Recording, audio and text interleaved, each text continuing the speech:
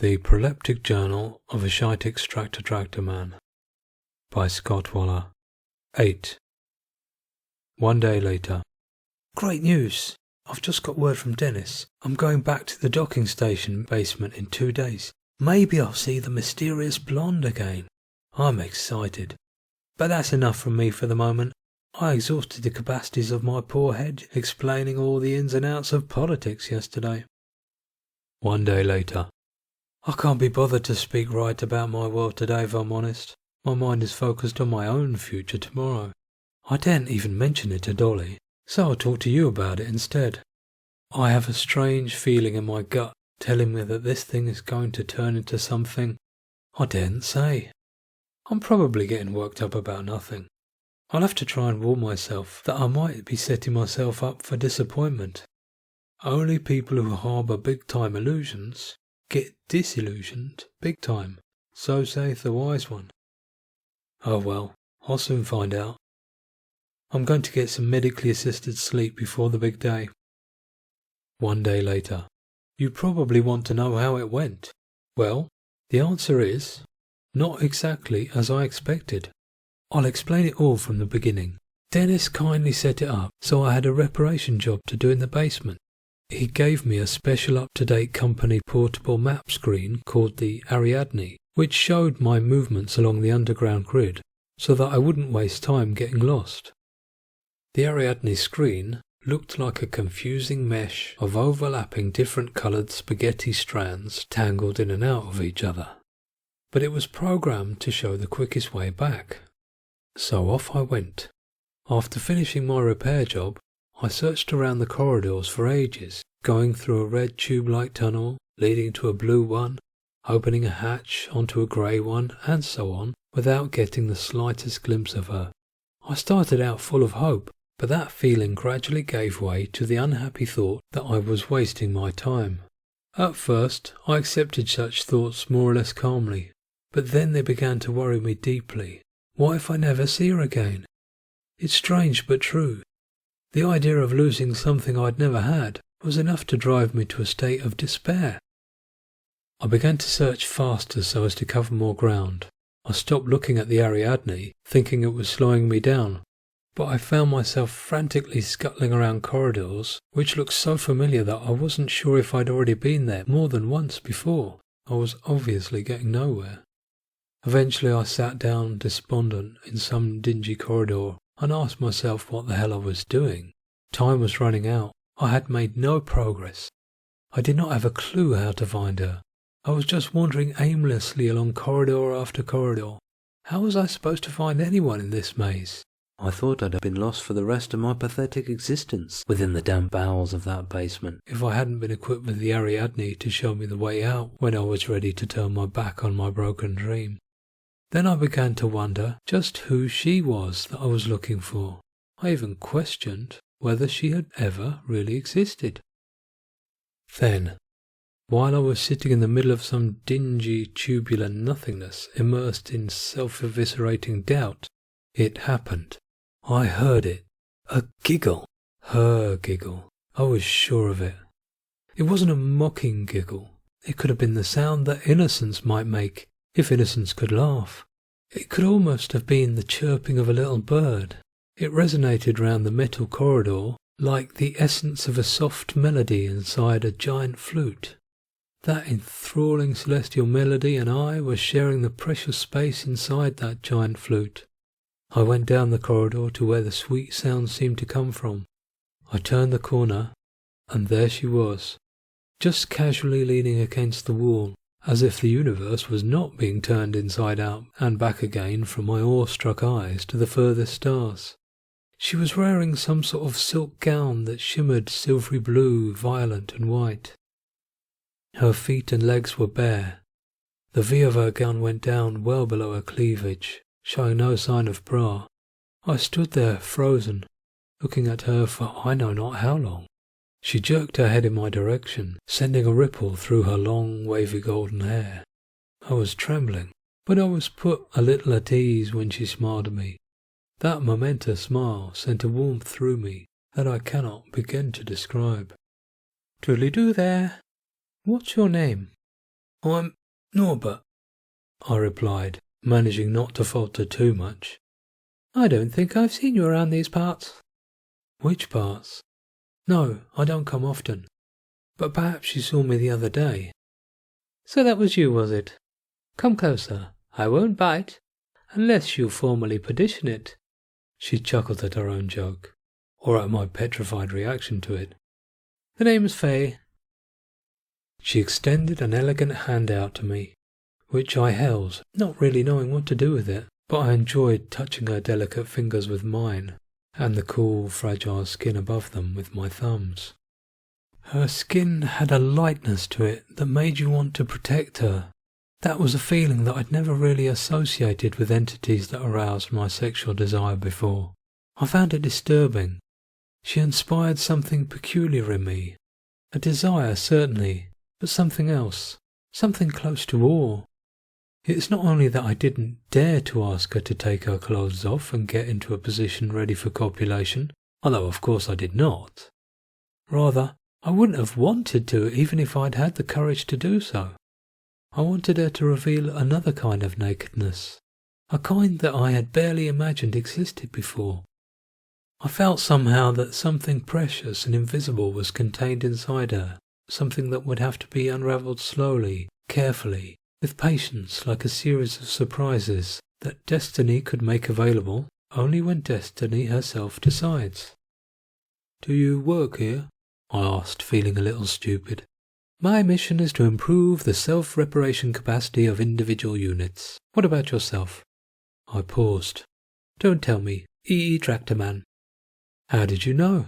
I asked, amazed. "A few telltale signs." "None bad, I hope, because I know we're not the most sought-after, envied of our lot."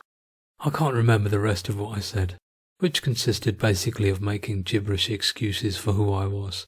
But she simply smiled and approached me with her big eyes, and placed her hand on my cheek. "Don't worry, I don't judge you." It was then that I smelt it for the first time. Her.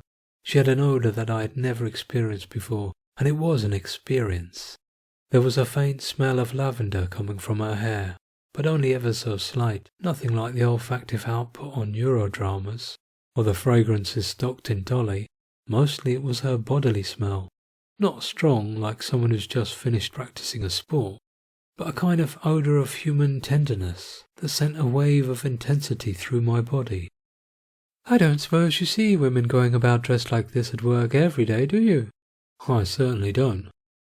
I sometimes come across elegant ladies during my visits, but none like you." "What makes you think I'm so special? I ever had?" At this point I looked intently at her fine facial features. "A pair of arms," she paused to demonstrate by stretching out her slender arms, "and a pair of legs." Here she raised a leg, the tender flesh of her pale inner thigh emerging flirtatiously from beneath her dress. "I have hips," which she proceeded to place her hands upon and wiggle arousingly. "A pair of breasts." She placed her finger in her cleavage, showing off the smooth, milky roundness of the side of her breasts. "Yes," I interrupted her, since it was becoming a little too much for me. "I think you've illustrated nicely why you're not like other women." This made her laugh. I enjoyed the sensation that it was what I said and not what I was that made that lovely sound. "I'm sorry, you look so nice that I couldn't help teasing you. Will you forgive me a little clowning about?" It was a foregone conclusion. If she had confessed to having once successfully masterminded a genocide, I would have written it off as an excess of youth without a moment's hesitation. She continued talking, elaborating on a paradox about how what was universal in her as a woman made her particular, or vice versa. But I have to admit, I was not really following her words. I was completely flustered, and undergoing hot flushes at the sound of her gentle voice, her magnificent feminine presence, and her twisting legs that were unconsciously rubbing against each other with what I perceived to be greater eloquence than the content of her speech. "I'm the one who ought to apologise," I said when she had finished, happy to start a new topic, because I couldn't follow up on whatever it was she had been talking about. "I don't have much experience with ladies, not real ones. Oh yes. Damn Meccano dolls. They've practically taken over. A generation ago, the epidemic had mainly swept the lower stratum, but now we have become infected by the abomination. Here she made explicit something I had already assumed from her demeanour and the way she spoke, namely that she belonged to the middle stratum. I have one, I stammered, a little defensively. Oh, I'm sure you do. I wouldn't dream of judging you for that either. It's become a near universal trend, more's the pity.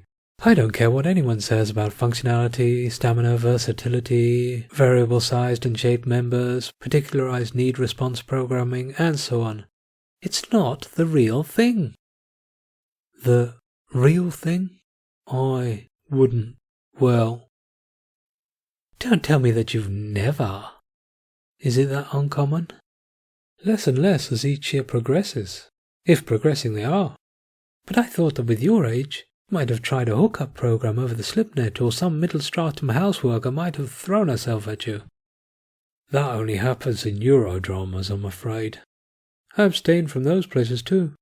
You never do neurodramas? Not for over a decade. There are plenty of adventurous women about, you know. My adventures never lead to much. Then I suppose there's the convenience. Ah, convenience, she sighed. The great cauterizer of horizons. There ensued an awkward silence between us. I was ashamed that the horizon of my experience was too limited to earn anything but scorn from her. In the meantime, she looked somewhere into the distance, half dreamily, half indignant, contemplating something that I deeply wished I could share with her, something airy, situated well beyond the maze of corridors in the basement of an depository and distribution centre. It was at that moment that my suit buzzed me. It was a message from Central Control, informing me that I was needed above ground. My heart sank at the thought of leaving Faye. Oh no, I said with a dryness in my voice. What is it? I'm afraid I have to go. I would like to. I struggled to find the words, but eventually it just came out. Would you like to meet? I mean, if you're around. Sure, she replied without any hint of complication. You'll find me down here. Same place, the day after tomorrow in the afternoon. I was so nervous that I didn't dare ask for any contact details, or a more precise time, although the thought did vaguely flit through my head. Part of me felt that such trifles didn't matter. I was determined to be there, one way or another.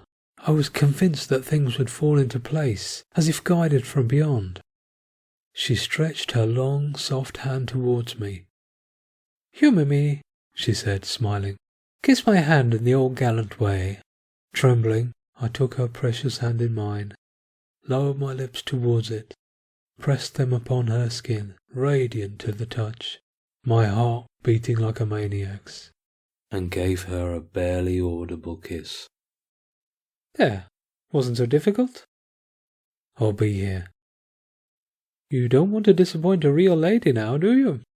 She said, smiling, and waved as I left, part relieved at being out of the tense situation, and part sorry to say goodbye to her. When I got back to the workstation, I bumped into Nige. We spoke about sex. It seems that I may have overestimated the number of people who have never actually done it with a real human partner. It turns out that Nige, who's as ugly as a newt, has lain with women. I felt a surge of envy when he casually came out with his admission.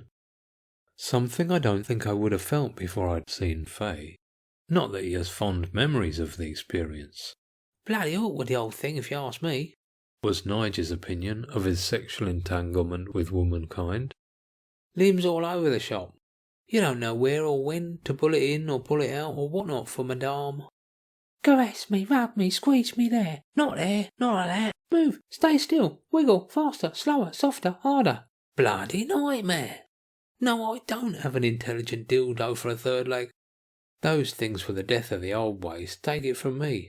No, my tool doesn't have a shape-adapting swivel, massage, jackhammer and vibration functionalities. It's either ready or it's not ready, and that's it. How are we meant to compete with high-performing precision dolls that are programmed to analyse in real time the minutiae of their owner's body? Nah, if you ask me, you're better off with something you can switch on when you want it, and switch off when you're done. I must admit, that had been my own general impression of the thing. And yet, since Faye stepped into my mental life with such fairy-like grace, and with an almost supernatural power, I can't help thinking that I've been missing out on something special. 2 days later. Although it wasn't easy, I managed to find a way to finish work a bit early and get down there, Dennis coming to my rescue once again. Faye was waiting for me in more or less the same place. Still nervous, but a little less so than the last time, I reached out to take her hand to kiss. My attempt at gallantry amused her greatly. It wasn't planned on my part, and probably not by her either, but instead of us separating, our hands maintained contact. It was as if a will that was made of our wills combined prevented us from letting go of one another. "Come on," she said, and took me down a corridor, our joined hands swinging as we walked along. I can't explain how wonderful this experience was. Of course, I'd been up all night thinking about her. I'd imagined all sorts of things, picturing an array of sexual bodily knottings of the kind I get up to with Dolly, but I never imagined that something so simple as walking along holding her hand could feel so wonderful. We made our dreamy way along a series of corridors to a huge circular tunnel made of riveted metal sheets. This dark tunnel led upward. It was like being inside the barrel of a gigantic rifle. There was a small disk of skylight so high up that it looked like a full moon. She said that a vehicle for us lay hidden away in a niche some way up. We began to climb along an iron stairway that zigzagged up the inside of the vertical tube. No sooner had we gone up a few turns than we heard a humming sound. "Quick," she said, grabbing my arm and pulling me into a niche at the turn of the stairway. "What is it?" I whispered, a little panicked. "A vigil droid." And to be sure, at that very moment I saw a security robot fly past the opening of the niche. After a while we dared to speak. "I thought you worked here." "It's not exactly what I told you." "Are we doing something wrong?" "I'm not really supposed to be here," she said. At this news I was worried, but resolved to be with her, come what may.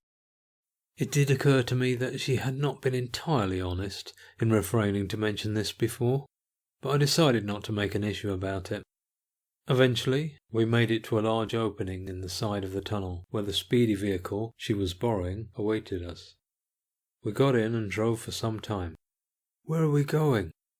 "I call it the Little Green Oasis. Brace yourself. It's in what they call an out zone." "An out zone?" "Don't panic. This one is on this side of the radioplas. You've been to a radioplas, I imagine?" "Of course," I said, mildly miffed at the question. "Out zones are often thought of as being buffer zones between civilization and the radioplas." I agreed. "That is partly true, only we believe that we get the best of both worlds. We have contact with both areas. This particular oasis is a beautiful natural habitat, not too far from you in a speedy vehicle. I am happy to call it my home for the moment." She went on to explain all sorts of wonderful natural features it had, and how people lived in harmony with the land. She made it sound marvellous with her enthusiasm, but when we finally got there, I was actually a little disappointed. The outcasts I could see mulling around all seemed to be wearing clothes of a dull and faded grey and khaki brown and grey, unlike the bright colours we tend to wear in conventional society. The place was rather a nondescript park, compared to the neotropical parks near to where I live, which are jam-packed with various genetically adapted exotic flowers, plants, trees. This place was a little bland. There was a long patch of green grass, surrounded by hillocks, various trees, shrubs, and plants, none of which were particularly eye-catching. When I mentioned this to her, she simply smiled. "This is all natural growth. No machine assistance, genetic modification, artificial fertilizer, or any of that stuff. Pure human labour in harmony with nature. It's a place not just for seeing, but for being. In our everyday world, we are so surrounded with artificial, garish excesses that we forget how to appreciate the simple things. We lose our capacity for discernment that enables us to enjoy the subtle variations in the modest things. The rich shades of restrained beauty become invisible to us. To this I did not have much to reply. There were evidently things I had to learn, but with Faye pointing things out around me, I gradually became more receptive to the shapes of the leaves and wildflowers, to the odours and colours around me. It all seemed to hang together in a way that you can only realise when you are patient and mentally prepared. You can appreciate it precisely because the place excludes what is garish, as she put it. After walking around for a long time, she stopped under the streaming branches of a willow tree by a pond. We were standing there opposite each other, just staring into each other's faces. I was in awe of this person, in awe of her beauty. It was not a conventional beauty, not purely external. She had wrinkles round her eyes, and did not get rid of them with any of the cosmetic products or minor operations, the way that most people do. At first, seeing these imperfections, it was a little disturbing to me, made me think of old women. But I soon started to see it differently. It's hard to explain, but the way she bore those signs of aging showed her resilience, showed that she had lived through life and gained something that more than compensated for the loss of her young skin. She proudly displayed her accumulated experience and the bodily signs of life lived. Perhaps she would feel that it would be cheating nature, cheating herself to try and erase those signs. Her little facial creases gave her character as an individual human being.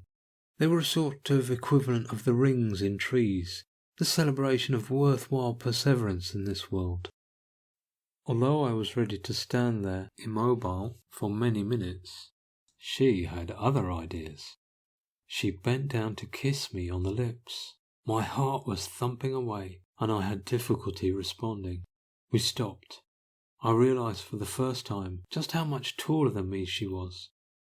Middle strata tend to be taller than lower strata, but in this instance I was slightly embarrassed, because I wanted to be worthy of her, and although it was silly, the height difference reminded me that I wasn't. She held my head against her chest. My arms hung limp. I stammered. I'm sorry, I'm not very experienced. Relax. I'll guide you. I've done loads of neuroporn. Enclosed in your wonderful strap-in pods. I've got a sex doll named Dolly. And does she mind your sexual infidelities? But she's a machine. I was kidding, you poor thing. Stuck in the artificial comforts of dolls and pods, ensnared in your trap-in. They suck the best out of you for their profit, and then dope you up with a heap of virtual simulation. Don't you ever get plugged in? Do you see any of those hideous pods here? No sex dolls either? No, dear, just real sex. And with that, she placed her hand under my shirt, stroked my chest lightly and slowly. Then she reached down towards my private parts, which she stroked equally slowly and tenderly. She leant over and kissed me softly on the lips. She proceeded to guide me as she had promised in the art of love. We kissed and caressed for ages, until it became uncomfortable to do so standing up. So we sat down on a flat rock. It was hard and uneven, but even after a while I was completely oblivious to its lack of comfort while we were caressing and kissing each other. I was happy like this, but she was ready to lead me on to other things. She took my hand in her little palm and placed it on her chest, slowly sliding it down and across towards her breast. It was tender and beautiful in my hand, small compared to the breasts of most sex dolls, but more delicate. She encouraged me to massage it. Eventually, propelled by an inexorable force that must have lain hidden within me for years, I found myself kissing her bared breast while she moaned. It was then that I suddenly came to. I went into an inexplicable panic. The time! I shall get back. I have to start early tomorrow. No sooner had I said this than I regretted it and felt pathetic. The truth is that it was all too much for me too soon, and I needed to get away. Okay, Cinderella, but make sure you come back here to slip your foot into my glass slipper. She burst out laughing. shaking her hair behind her with a casual confidence that I found both awesome and a little disconcerting as her stiff nipples bounced up and down over the soft round tissues of her breasts. Her cheeks flushed, and she flashed her broad smile at me. She leaned towards me and kissed me with what I thought I could detect was an eminently human little tremor in her lips. She drove me back home, and we made arrangements to meet again. Faye has been present constantly in the warm currents of my thoughts ever since. Several days later. Reader from a bygone age, reading this enamoured page, I do not know how to describe how ignorant I had been until the last few days, when life has blossomed entire. My mind and body have made discoveries every bit as momentous as the discoveries mankind has made on Mars. Feelings I had taken to be the stuff of silly stories have turned out to be real. I would go further and say that the old-fashioned romances of some neurodramas underestimate the reality. I found myself doing things that I wouldn't have dreamed possible of doing before. Take one example. After work I play Virtual Diana Ross and the Supremes. This game involves neuro-assisted hologram technology not yet invented in your day. Basically, the old footage of Diana Ross and the Supremes are brought to hologram 3D life with one difference. Yours truly becomes one of the Supremes. Yes, Norbert himself gets to don one of those boofy hairdos and sexy dresses, and to dance in black and white, and sing next to the great Diana herself. Baby love, I need you. So there I am, dancing away like mad, been missing you, miss kissing you, pouting my lips as I sing. I never loved no one but you, why do you love me like you do? And it's fabulous. I let Dolly join in today. Apart from that, the poor old thing has been gathering dust in the cupboard. Those sweet old songs, don't throw our love away, don't come any better. I think I look quite sexy in a sequincy dress, even though I do say it myself. Don't throw our love away. I wonder if Faye would join me in a nice little Virtual Supremes lineup, or whether it would be beneath her. Once I get to know her better, I'll ask her. And when I've done with Baby Love, I'll become one of the Vandellas singing Heatwave with Martha. It's like a heat wave. Faye and I went to her little green oasis again at the weekend. She brought a picnic of plain food, raw vegetables, roots mostly, but also peas, cakes and things in sauces. All this simple but strange food was brought out with a slight touch of ceremony accompanied by a stream of familiar and exotic names. Our elaborate setting out and enjoyment of this feast was seasoned with affectionate tactility and kisses. I was in a state of such beatification that I could hardly believe I was really there. Sometimes I would be overcome by a brief fit of anxiety, convinced that I was dreaming or that the whole thing was a virtual illusion that would soon cease when the neurogame was over.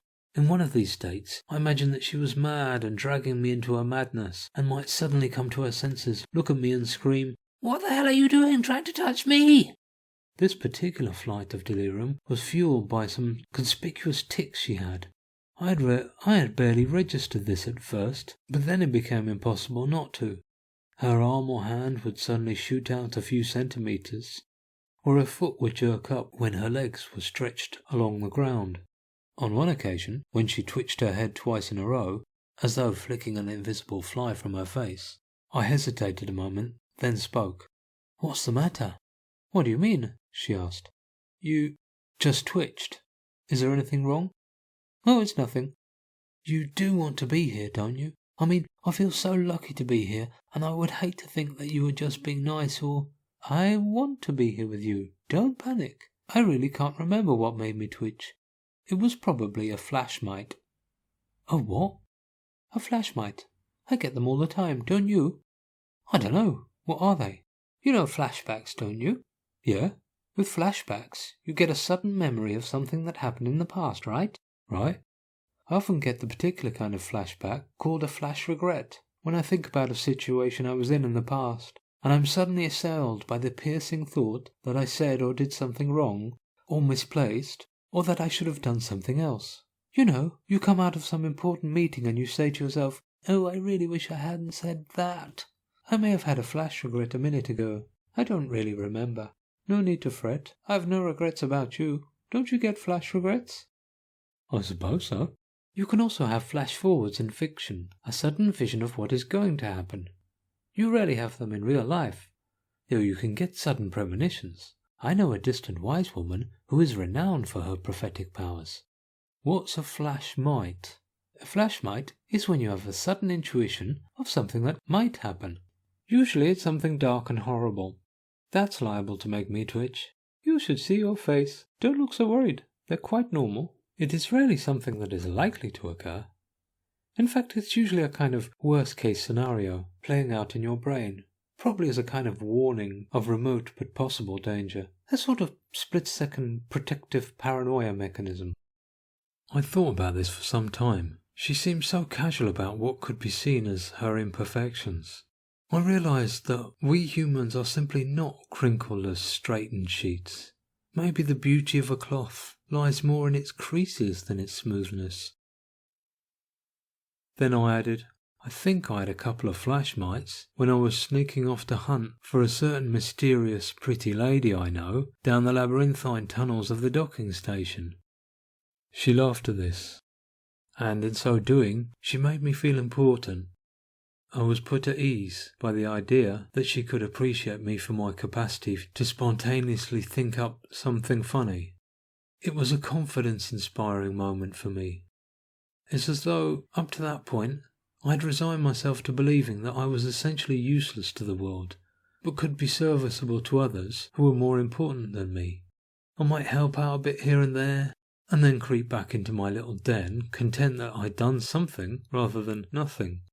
I was happy in my way of feeling useful when usable, but I always half knew there was something I was missing out on, though I couldn't be sure what.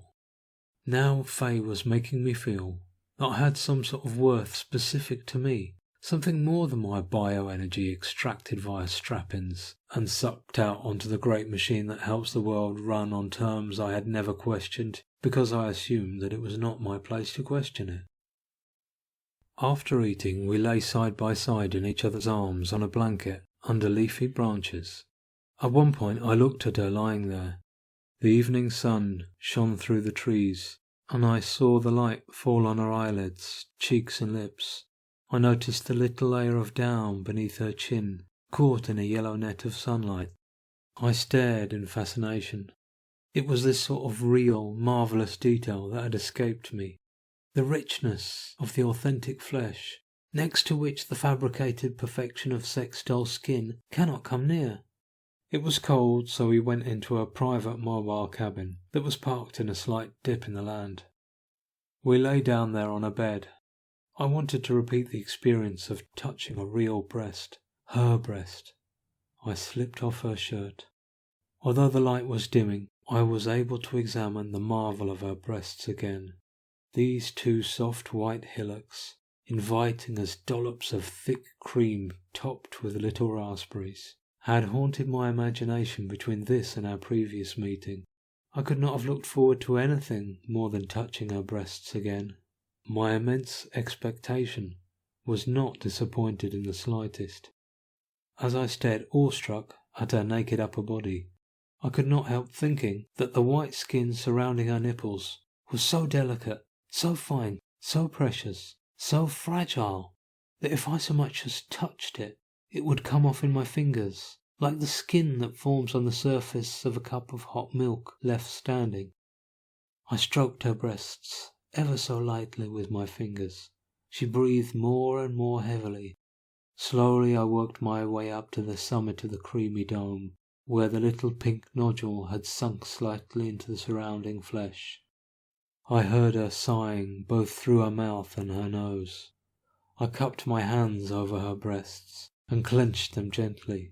Her moaning excited me wildly, in a way that no sex doll had ever done before. I caressed her all over, and beheld with wonder the constellations of red and brown marks upon her chest, slender shoulders and back, a sort of Milky Way in negative, forming a beautiful abstract picture upon the canvas of her body.